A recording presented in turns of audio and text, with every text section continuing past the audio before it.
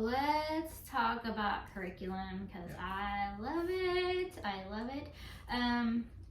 I'll show you some of ours, but for like there's different like homeschool teaching styles. I don't know that we really fall into like one totally. We kind of do what's called Funschooling sometimes, which is basically you are going to allow your kids to kind of pick what they're going to learn based on what's fun for them.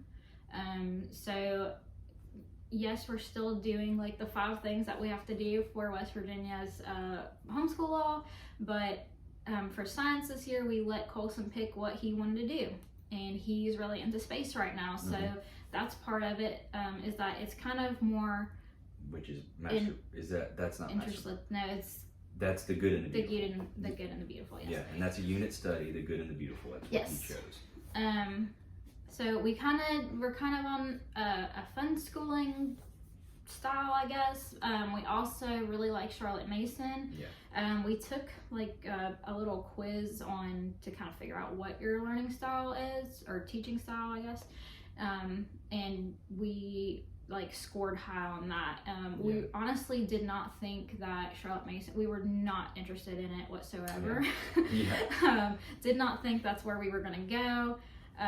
We took that quiz, started looking into it, and then absolutely decided that's what we love. So we're partly doing that, partly doing unit studies. All right, let me just show you. My favorite so far is the unit study on the good and the beautiful. Okay, let's go with that one then. And MasterBooks, the math. So the good and the beautiful has a lot of unit studies. They come if you can either buy like just the download, I think, or if you buy the book itself, it comes unbound, although I did see one the other day that said it was bound. So you just have to like punch holes in it like we did, put it in a binder, or put it in like protective sheets or something. I want to show them some of the pictures, some of the artwork. This is the beginnings, all vocabulary, but the artwork I thought was really nice that goes with the lesson. They have things that go with the lesson. Yeah. So I can't really like flip through, I think, all this stuff legally because, you know, whatever. Anyway, it's really good. Right. They say that you can teach this up to, I'm gonna say it's like 8th grade. Yeah, K through 8. It says K through 8. I don't know that an 8th grader would necessarily like. Yeah, I mean. Maybe they would. Yeah. I don't know. Definitely probably through 5th grade though, at least. The great thing about things like that, and the reason we went with Charlotte Mason and things like that that say K through 8, that seems very broad. The reason is we have 2 kids, and I wanted to just, as a dad, I wanted to do things easy. I mean, that's what guys do, you know, right to the point, you know. So I want to teach one lesson, and I want them both to get it. Now, obviously, they're going to be like on math and certain areas. They're going to be on different levels, especially before they're both reading. But once they're both reading, they'll be. I've found that, like, for example, if we teach about the White House or whatever, both of them will learn. I mean, about that and totally get it. So that's why we went this route mainly. Where was I going with that? Charlotte Mason. Oh, Charlotte Mason. If you've never heard of it before, that's the book that we're going with this year. This is what Colson picked, the pirate ship. That's what he called it. He called it the pirate ship, but this one is early modern and epistles. So it teaches history, geography, and Bible all in one. There is a lot of reading with it. The Charlotte Mason method is they use what they call living books. So it's not just a book that you open up and kind of like learn facts. You wouldn't just open it up and start reading and learning about how bees make honey, for example. It would tell you a story of a farmer who has bees on his farm, and he goes and gets the honey and explains the whole process, but it's all like story based, and that really like works for our kids because they live here in the story, and it just sinks in a little bit better. And what I like about Charlotte Mason the most is probably this book of centuries. The idea, it's basically just a timeline, and you fill it out on what, you know, things happen on, like Christopher Columbus on this day, you know, that you put that in your timeline. You just keep everything in there, and eventually, you know, to me, I feel like this makes way more sense. I would probably know my history way better if I had this. They can start connecting dots. This is something that they would keep literally like all through their entire homeschool education, and they would fill in like all these important dates of things that happened, and they could start connecting the dots and seeing, you know, all like what stuff happened around the same time. You can also put your family history in here, like who was born on what date. That's kind of cool. And really important stuff like, when did Spider-Man live, and, you know, like what time frame was that? That's what I. That's We're not doing that. That's the kind of stuff that I would want to know. And this is another one of the books that goes with the Charlotte Mason history and geography. This is the North America geography part. There are a lot of other books. I didn't like pull them all up, but what I like about this one is, I'm sure this is probably okay to show, but it will give a map and it will fill in, if you can read it, it'll show you like states that are labeled, and then you try to have your student memorize that, and then they would fill in on the blank as much as they can, and then you can kind of see what they're retaining and what they still need some work on. It does stuff like that throughout the book. Show them the math real quick. I've been a big fan of the math, and for some reason it seems, what I've read studies that homeschool kids tend to actually be very good at math. I don't know why that is, but that's the case with ours. So far, he's ahead of the curve on math, and we really love this. So far, this is what, first grade, right? Well, yeah, it's what they call level 1. You don't really do grades in homeschool, so this is what they call level 1. This is Lessons for a Living Education, and it's by MasterBooks. Colson does really love math. He is, he's been doing like what you would consider first grade math, probably since the beginning of his, you know, kindergarten school year. So that's where he excels. I don't know if you want to flip through that. Yeah, go for a second. It's not Charlotte Mason, but it kind of follows along with the theme of it, and that it has stories, and then it goes into you know, practical application of what skill he's learning. What I love about it is this is literally, so this one is about 2 kids growing up on a farm, and it's telling a story, like she said, the whole time that they're learning, and that's a really cool approach to math, because it makes it a lot more fun. You know, when he talks about this turtle and his day, and you know, and they're adding numbers and things in there, and the kids don't even realize it really. So we really like that a lot. As for like the language arts and the reading part, again, all of these subjects have a lot of reading in it, especially Charlotte Mason. It has a lot of extra like library books and things that you'll be reading throughout Technically, the year.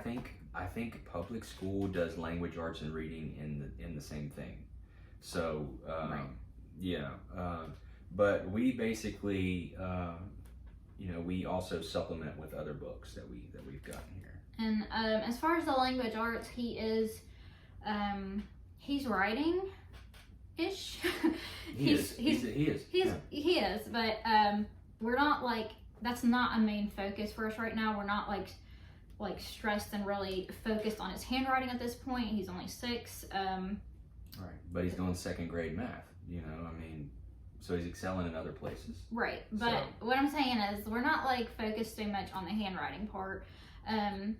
You know, little kids' hands really don't form until they're a little bit older, so holding a little pen or pencil is really hard for them. So we're not stressed about that at this point. He'll probably not even start really writing things like report-wise or answer wise in like sentence format until probably next year. Yeah.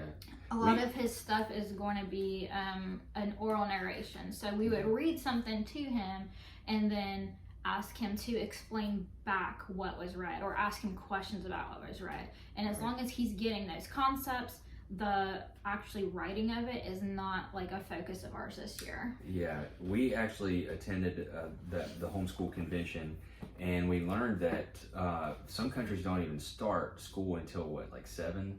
Right. And it's because their bones aren't, and their hands aren't even really formed or fully developed to be able to even write with a pencil very well. So it's pretty interesting to know that. Yeah, and play school is like really important at a young age. Just being, you know, involved in the world and with people and interacting and just learning through play is like really important at a young age.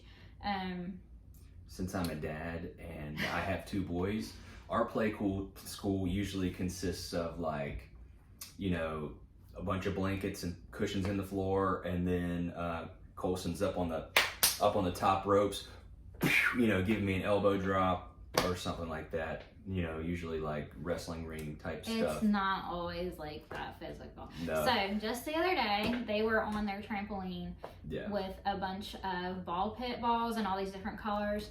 And I was just kind of watching them, and they started playing this game just all on their own of that they were farmers and they were harvesting different fruits and vegetables. And they started like separating all these balls, like all the orange ones were oranges and all the yellow ones were lemons and all the red ones were tomatoes, and they were these farmers harvesting their crops out of them. So they do stuff like that. This is really fun to watch them do. For little kids though, so yes, this year we'll see how it goes. We'll probably do another video at the end of the year letting you know how our curriculum goes that we chose. But for the little ones, like maybe 5 and younger, if you're homeschooling and you want to go ahead and get them started on something, I'll show you what we do and what we did for Colson and are doing for Bowen. There are these books.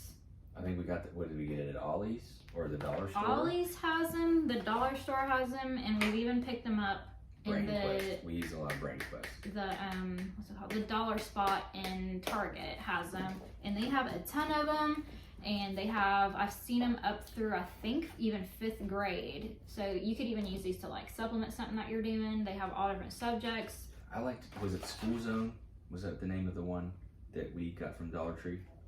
I think it was School Zone, and I really liked those. There was a certificate at the end of each book, and I remember teaching when Colson's was pre-K and stuff. He really loved that. It felt like you know, hey, we finished this whole book, and you got the certificate that you know, he felt that he accomplished some stuff. So that was cool. Those were good books. That one might have came from Five Below. I've literally seen those little books everywhere. But yes, Brain Quest is great. We've used that. Highlights, Alpha Books, that's another good one. So when they're little like that, they don't need a ton of book work, to be honest. But if you want to, there's really no reason to get like a formal curriculum, you know, and spend money on it until they're a little bit older. Like 1st grade is what we did. This is our first year. Colson's 6 this year, and this is our first year with an actual curriculum. Right. And anybody can do it. Yes. So, I'm a perfect example. So our advice to you. I gotta finish it right way. That's right. Yes, anyone can do it. You don't have to, by any means, have some sort of degree in education. You don't have to have a college degree. In West Virginia, you just have to have graduated from high school or have your GED. You have to be able to teach, you know, every grade, and that's basically it. And you know, so you might not be an expert in child education, but you are an expert in your child, and there's nobody that can teach your child better than you. Yes. Yeah, it's true. So I can't stress that enough that anybody can do it. If we can do it, my goodness, we're a mess sometimes. You can do it. Yeah. So yeah, what were we talking about? The homeschool convention. Well, the homeschool convention Kind of talked about was it. definitely overwhelming with the curriculum. I mean, I remember going in there and whoa, we went through the doors and I was like, whoa, this is a lot. It's like a civic center full of curriculum. But go to it. Like, don't. Yeah. Yeah. He makes it sound like it's bad. But It's not this bad, is really, but if we're giving you advice on homeschooling, if you can go to a homeschool convention, please go to Yeah. it. you'll learn a lot. The one we went learn a to was called the Great Ohio Homeschool Convention, and it was in Cincinnati. And I yeah. think they do it every year, but they had a ton of speakers, more classes than you could attend. A huge auditorium or open, whatever you call it, full of curriculum and vendors, and just so that part was overwhelming. But do not feel like you have to make a decision on your curriculum that day. We did not. Yeah, we didn't. Yeah, if you guys do have any questions, let us know. We'll try to answer them. This is Maddie, the homeschool mom, and I'm Jon W Loudermilk, the homeschool dad.